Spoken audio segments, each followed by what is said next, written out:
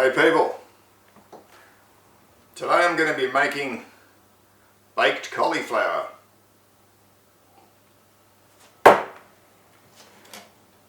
Baked in cheese sauce. Fantastic thing, everyone makes it, so I'll just show you how I make it. I mean, you can have it as an accompaniment for things. Oh gee, this is not a very fresh cauliflower.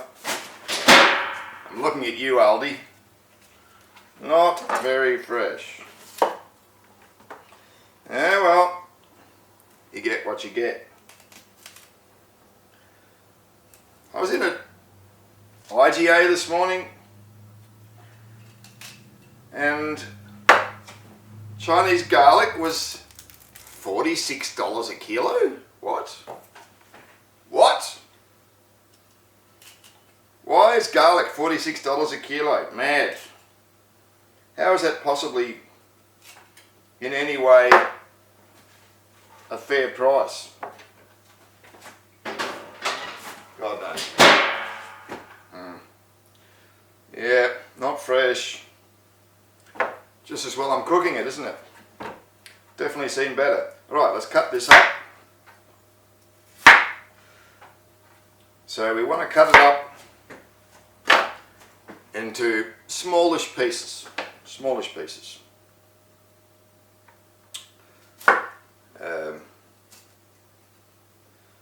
Try to avoid breaking up the florets. There's a word for you, florets. It may be, oh, you can break them up a bit, I suppose, doesn't matter. It's all just going to be baked. Don't waste the central stalk. Is good, especially when it's, when it's really soft. It's good. So don't go wrecking that. Don't go throwing it away. That would be a bad idea.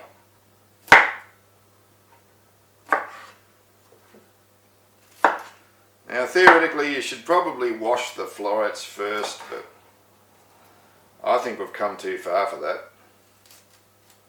I should have, tell you the truth, I haven't made this for a while, years.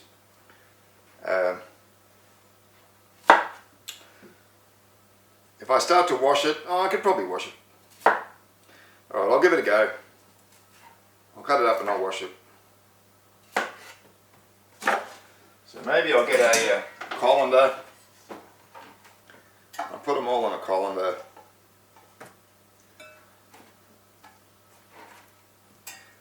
And I'll give them a wash. I'll give them a wash.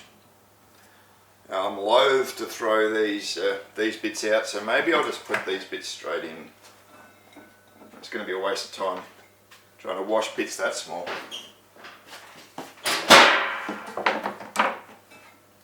Now, we don't want to just have, I mean, you can just make it with just your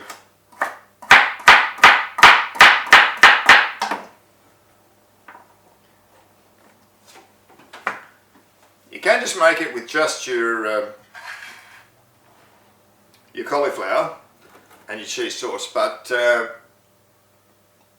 like to throw in some carrots, adds a bit of extra variety. So just dice up your carrots. So usually about 2 medium carrots, but these are a bit small, so I'm going to do 4.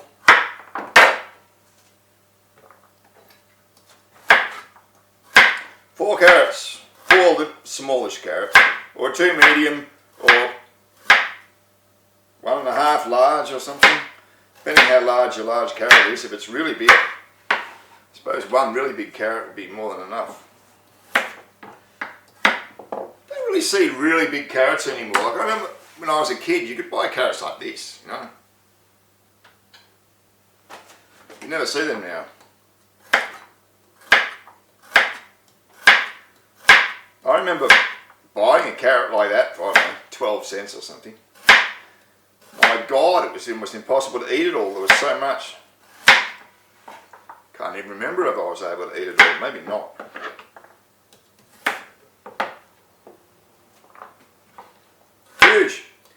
Huge thing it was.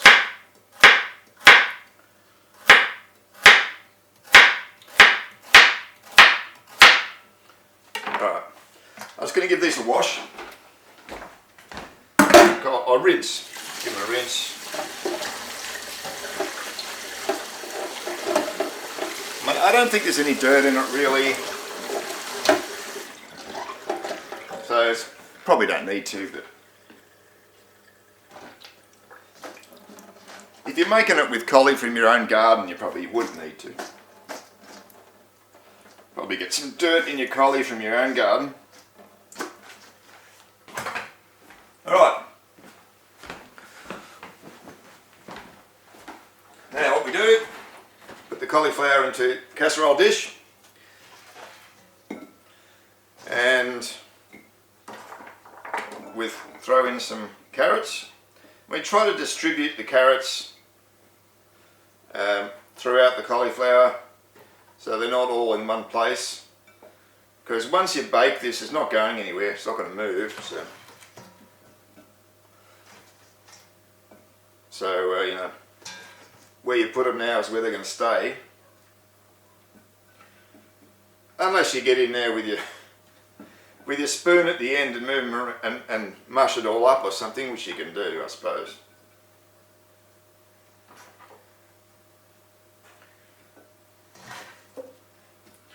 So we've got today's, well, this week in Australia is a big week. We've got the grand final, footy grand final coming up in 2 days. Just the one of the high points in the Australian, or certainly in the Victorian calendar.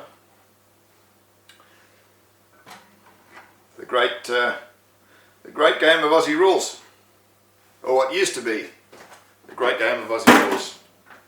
Not so great anymore since the AFL wrecked it in various ways.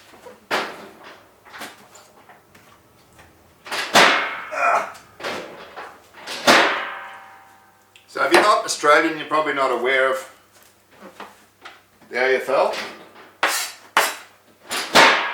But it's a huge thing, especially in the southern states. It's a huge thing.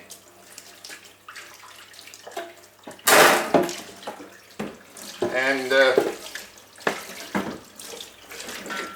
especially in Melbourne. Melbourne was the place where Australian Rules was invented.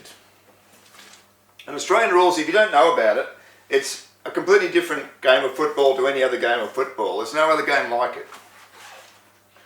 The closest game to it is Gaelic football, but it's not very close really. Gaelic football is quite different.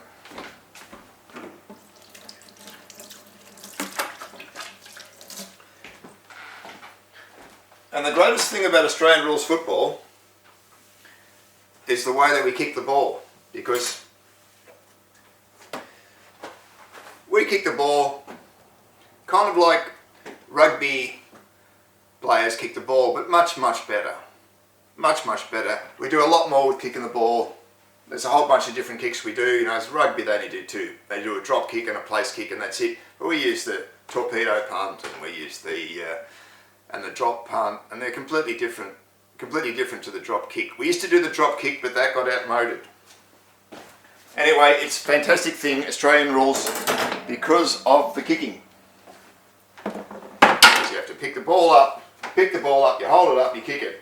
And no one else does that. No one else does it. We kick it on the full. In rugby, you don't even kick it on the full. We kick it, and you can kick it 50, 60 metres if you're good, or longer if you're really incredible. And accurately. Anyway, fantastic fun. Just kicking the ball. That's the thing about Australian Rules. Just kicking the ball is just fun on its own. Leave everything else out. It's just fun to kick the ball. And sure, soccer players think they have fun kicking the ball, but no. I've played soccer. The act of kicking the ball in soccer is nowhere near as fun as it is in Australian rules. Nowhere near. And until you try it, you won't understand. And it takes a while to learn how to kick it too.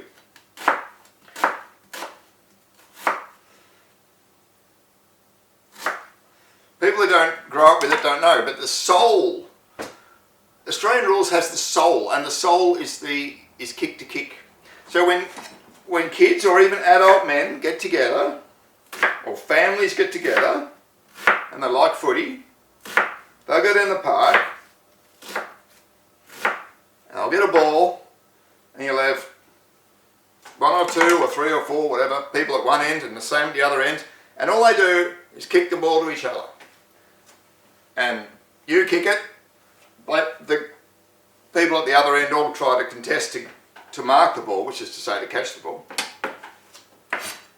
And the person who gets the ball, he gets to kick it back. And the same thing happens at the other end. It's just really good fun. If you've never done it, it's really good fun. And it doesn't have to be competitive, it can just be fun. Like if you're going down there, you know, where you've got kids and you've got uncles and fathers and girls like to do it too. And you can just stand around and kick the ball to each other. It doesn't have to be competition, just be fun. And you know, uncles will maybe mark the ball and handball it to their nephews, and nephews will run around and kick it back to the other end, and just good fun. Just good fun. And you can just do it for hours. If you want to, you can do it for a long time.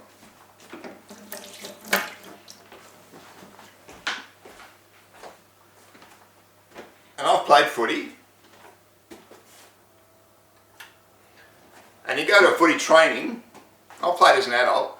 You can go to footy training, and the soul, it's so important, kick to kick, the soul of the game, that before training, players would just be standing there playing kick to kick.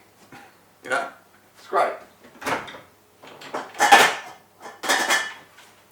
Now sure, you can get your soccer ball, if you're a soccer fan, you get your soccer ball, you go down the park and you kick it to each other, and you can think you're having fun, and you are having fun, sure. I mean, soccer can be fun, you're kicking the ball to each other, but it's not like kicking. Australian rules kicking is just much more fun. It just is. It just is. It's just the way the ball flies through the air. You just don't get that with any other sport.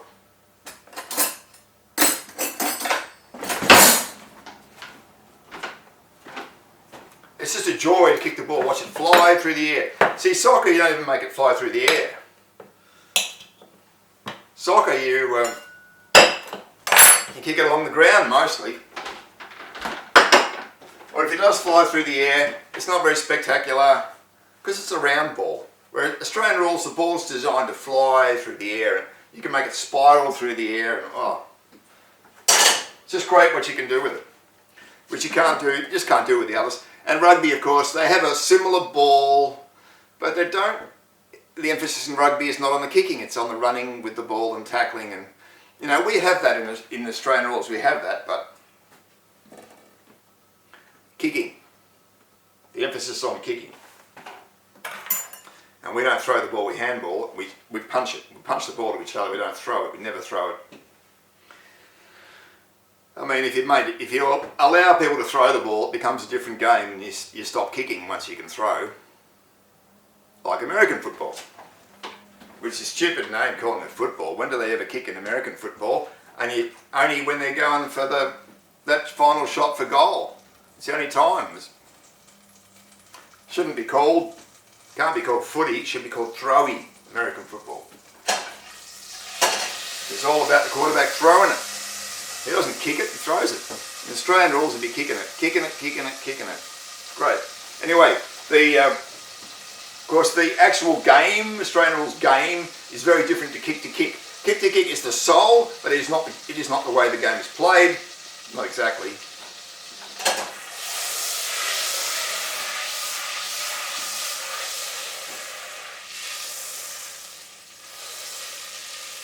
An Australian rules, a very, very competitive game. And you run around and you tackle and you kick and you handball and you score goals. And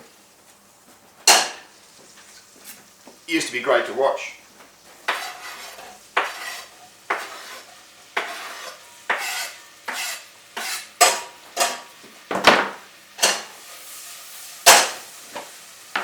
run around, you kick the ball, you score goals, you try to score goals. And Australian rules are the highest scoring game, depending on how you look at it. Like basketball has the most goals in it. Australian rules doesn't have 50 goals in a game, but you can get, in a really high scoring game, you can certainly get 30 goals in a game. Which is, for a game of football, there's no other football game where you can get that many.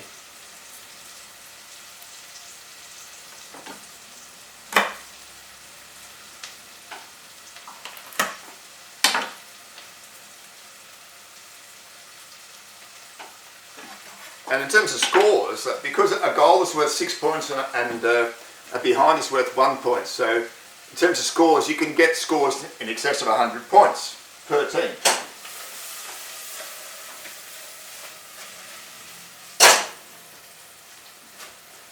And there have been cases where scores have been in excess of 200 points for a single team. But we haven't seen that for a long time.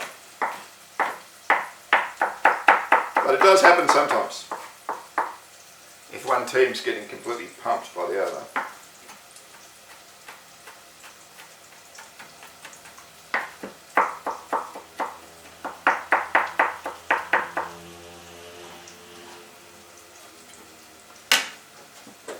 Fantastic game, Australian rules. And it's got the most players, I think, of any game. So there's 18 players per side on the ground at any one time. 18 players, get your head around that. That's a lot of people on the field.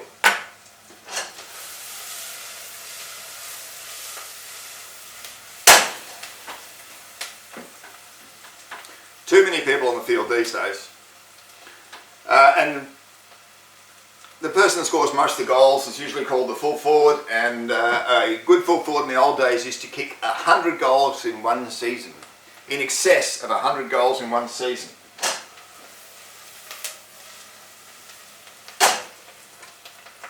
That's the way it used to be. It used to be like that.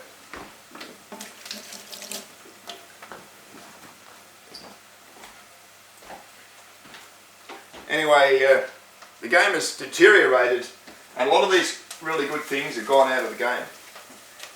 And the game has become all about money, like so many things in the modern world. All about money. I'm just going to put some cayenne pepper in here.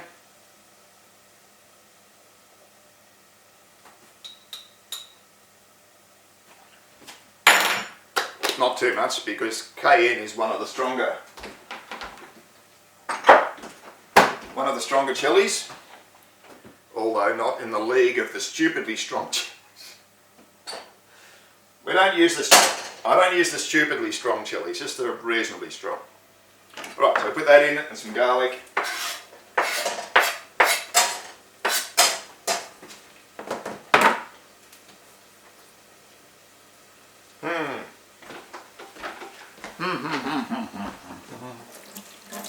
Might want to use that again. Grab this.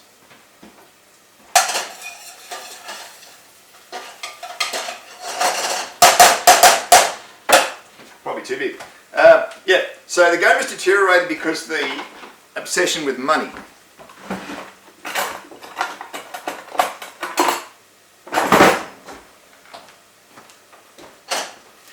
Is part of the problem, and also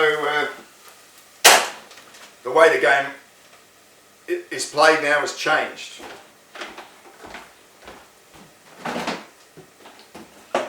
And they brought in some stupid rules, and they brought in too many umpires. So we've got 4 umpires on the field, 4 field umpires in any big game.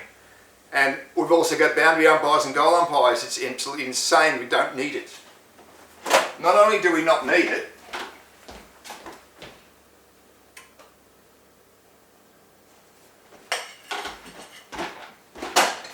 not only is it not necessary, but it's counterproductive.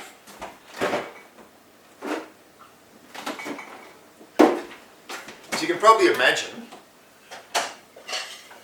when you've got 4 umpires on the field, You know, and they're all a bit egotistical. They all want to blow their whistle.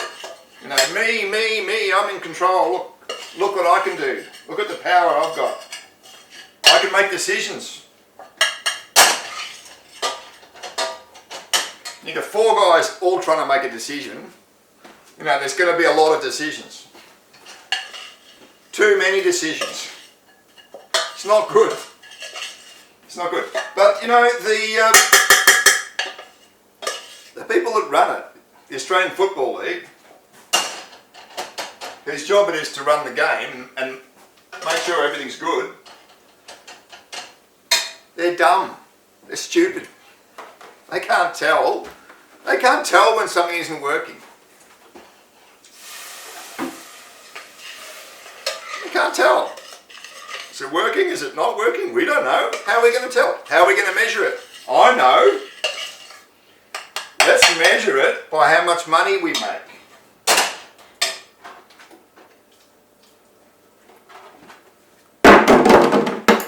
The more money we make, the better the game. That's how they measure it. Wrong. That is not the way to measure how good a game is.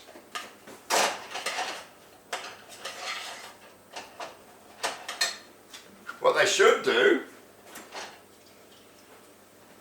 is ask some old people like me who were around 50 years ago and remember how it was played in the golden era. We remember. So ask us what we think of the modern game. Have we improved it? No, you fucking have not. You've made it worse. You've wrecked it. You've wrecked it with your obsession with money and your inability to be able to see what works and what doesn't.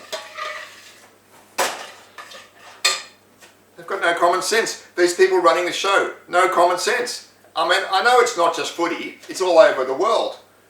The people who are running Apple, the people who are running Microsoft, the people who are running, you know, the FAA in America, and they're just hopeless. They've got no common sense. They've got all the money, they've got qualifications, but they don't know shit. Governments, you know. Then you got governments. Hopeless. Hopeless. Couldn't make a decent decision if their life depended on it.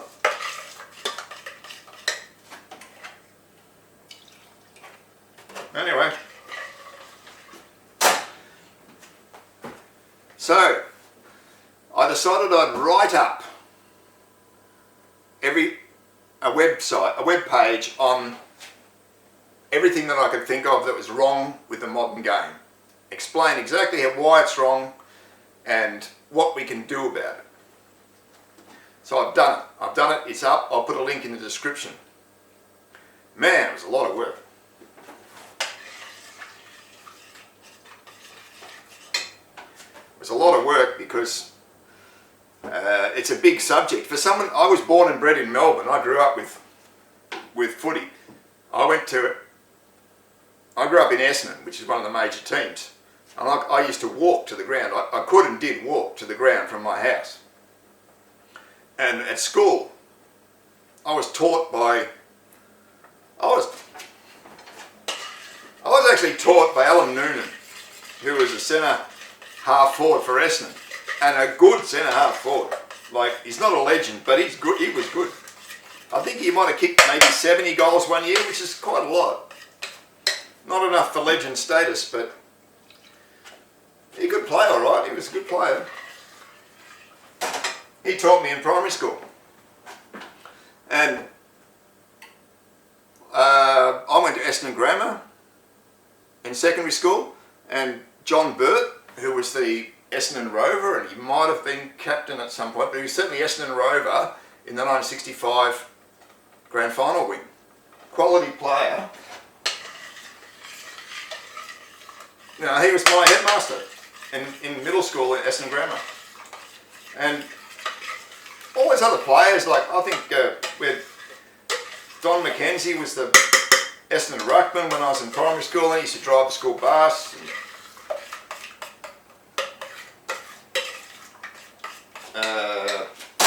There's lots of cases.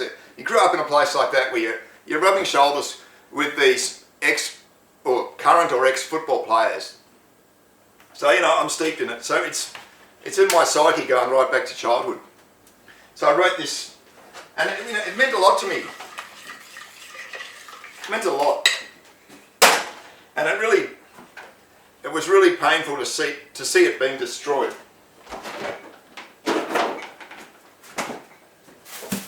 Either by active vandalism on the part of the AFL, by actually bringing in things that wreck the game, or just, in the case of the flood, not doing anything to stop what is bad things going on.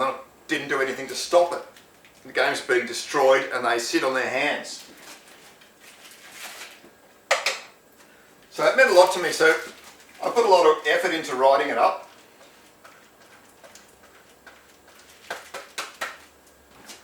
"14,000 words, people. I wrote in excess of 14,000 words on the subject.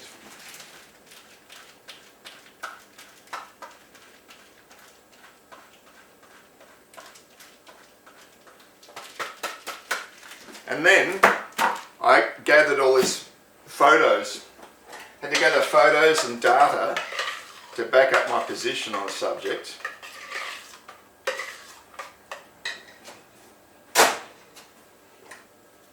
Now do need some salt, so maybe a couple of salt spoons.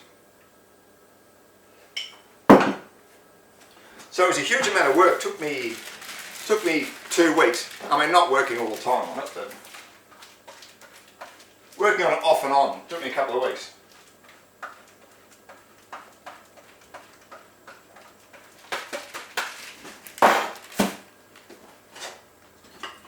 Couple of weeks.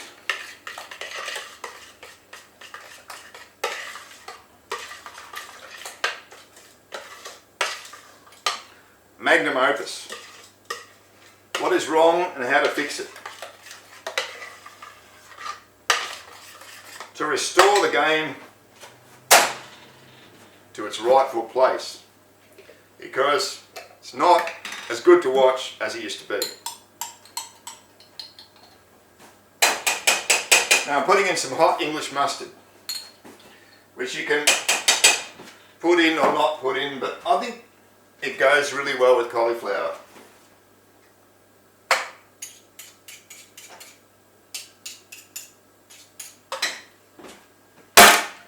So stir it well in.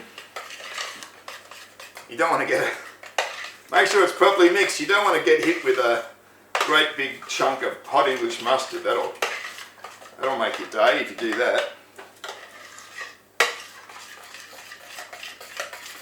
Yes. Australian rules. Footy. We call it footy. Great thing. Or it used to be. And so in 2 days there's the big match. What Americans call the big dance.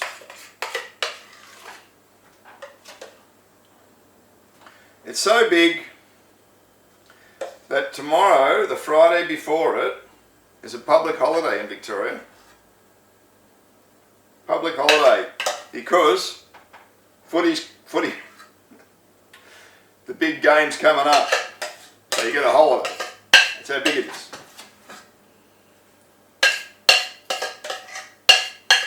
And people line the streets of Melbourne, well, they line some of the streets.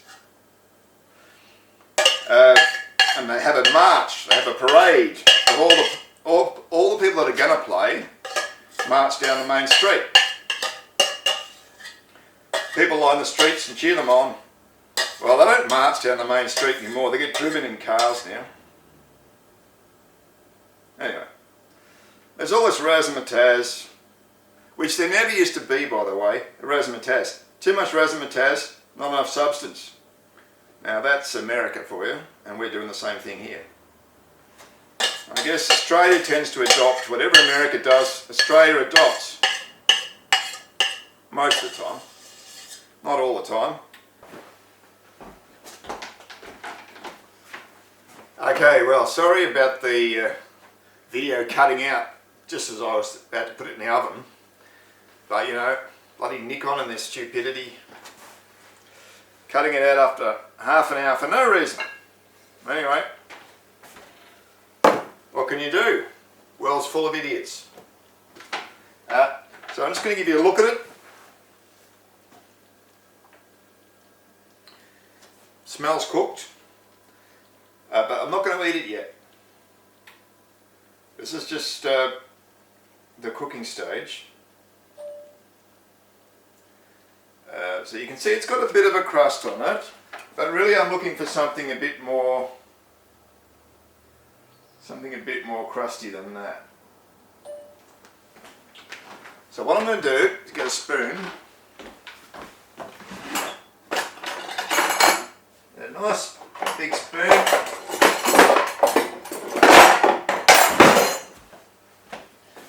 and I'm just going to grate off the crunchy bits. Crunchy bits are good, right? You want the burnt crunchy bits, they're really good.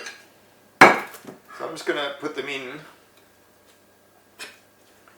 get them into the mix. You can see how much water came out, like there's a lot of water in the cauliflower, so you don't really want a sloppy roux. When you add your cheese roux, don't make it sloppy. It's got to be pretty thick.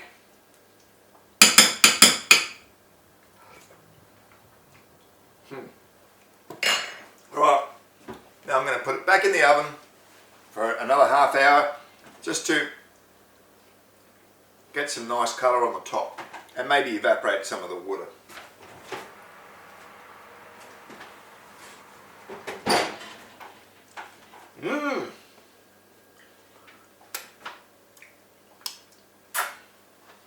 That sauce, that roux, man, really good. Yeah. Alright, I'll be back.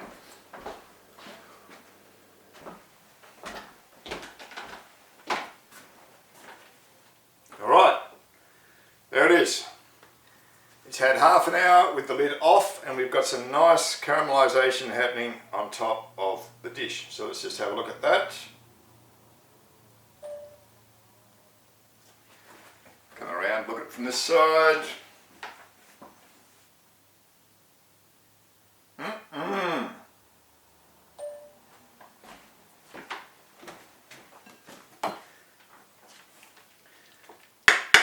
The black stuff is the good stuff. If you're afraid of a bit of burning on top of your food, you obviously don't know anything about cooking. Right, so I've served myself right. Serve myself right. Serve myself right for cooking this stuff. And I'm just going to move everything around a bit so that when I put it back in the oven tomorrow, it won't all have liquid in one section and solids in the other. I'm just going to mix it around, give it a bit of mix up, and you know, putting in and mixing in the black is a great idea, so then you get black inside it as well as on top. Fantastic, eh? Alright, there you go. So now I've just re-leveled that. I'm going to eat this thing.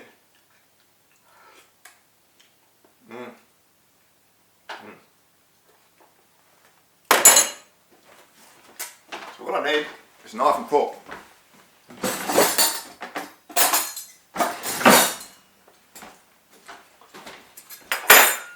Although probably I could eat it with a spoon, it'd be good. So I'll just get a video of the thing on the dish on the plate.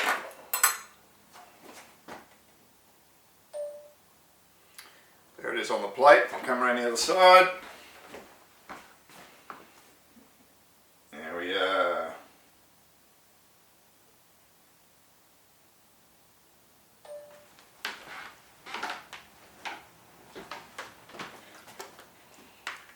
So,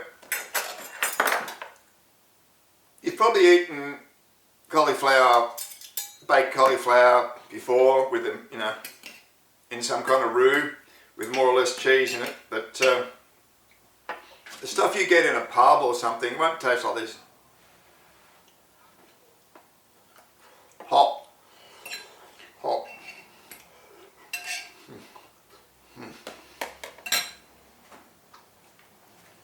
straight out of the oven.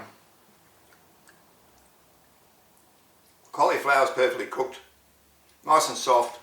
Still got a little bit of structure to it so that you know that you're eating a piece of cauliflower, but not crunchy or anything. It's nice and soft. And the taste of the roux is just amazing. Got that little bit of bite from the chili, but not too much, just some, you know.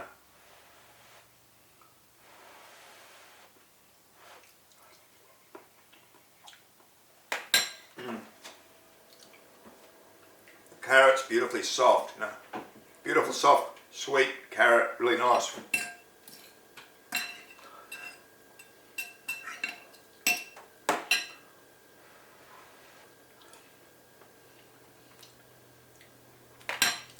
When you get a little crunchy bit of the black stuff, really good.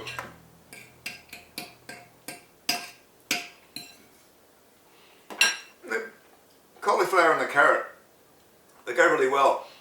And the hot English mustard, you know, you don't really taste it directly. I just put 1.5 to 2 teaspoons of hot English mustard in. But after it's been cooking in the oven for an hour and a half, it doesn't really have the strong flavour you would get, you know, when you first put it in.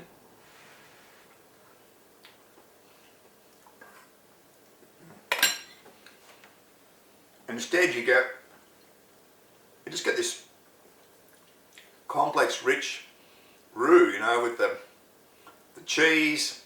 You don't even really taste the cheese. It's just in there, you don't really taste it. Same with the garlic, same with the onion, same with the mustard. You don't really taste them individually, you just get this overall effect of some kind of really rich sauce, you know? Really tasty, really tasty, really rich sauce. And you go, well, gee, wonder what was in that.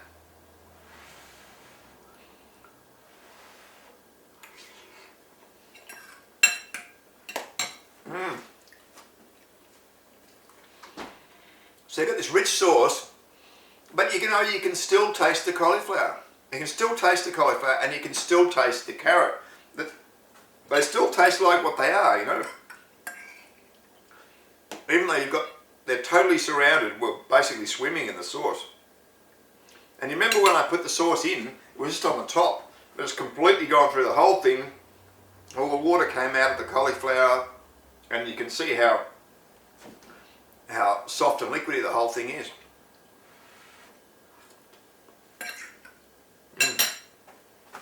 It's great. Perfect match for the cauliflower. You know, when you go to a buffet or something, they'll have a dish of baked cauliflower and everyone goes straight for it because, you know, baked cauliflower with a bit of cheese and white sauce and baked in the oven. It's good, right? It is good. But this is better. This is another step, you know, another step up.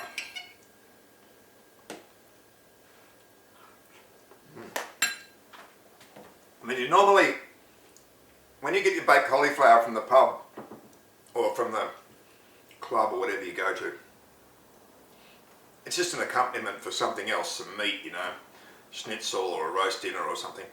But when it's like this, you can just eat it on its own.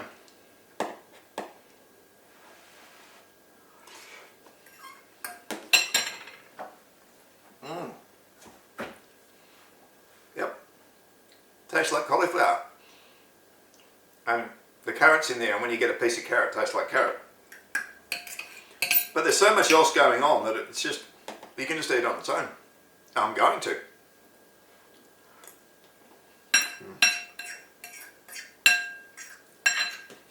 So there you go.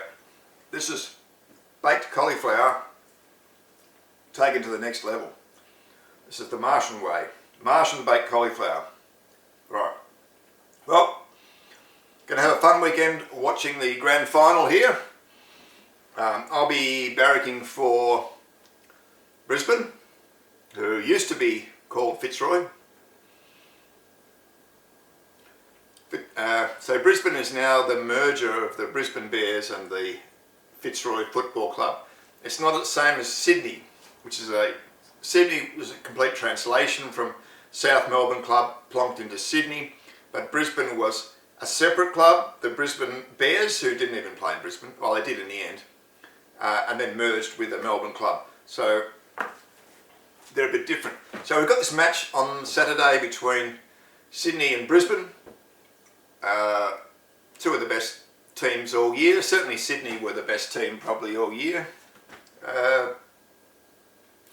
Played in Melbourne, which was something that Melburnians would not have imagined 40 years ago. But it's happened. It happens a bit. It's fine. So I don't really care who wins because they're not my teams. But I'll be backing for Brisbane, and I hope it's a good match. Check out my football rant about everything that's wrong. So if it's a bad match, you'll know why.